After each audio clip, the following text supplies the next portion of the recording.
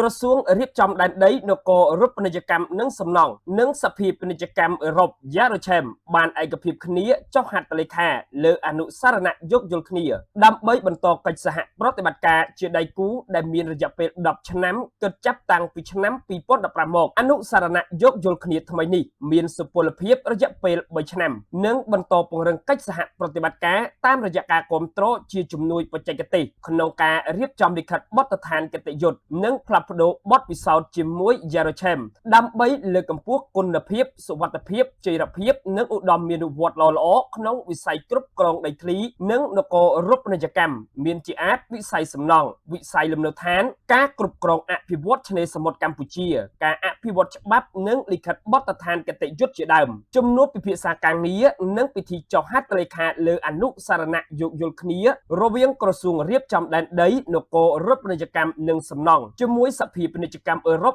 នៅកម្ពុជាយ៉ារូឆេម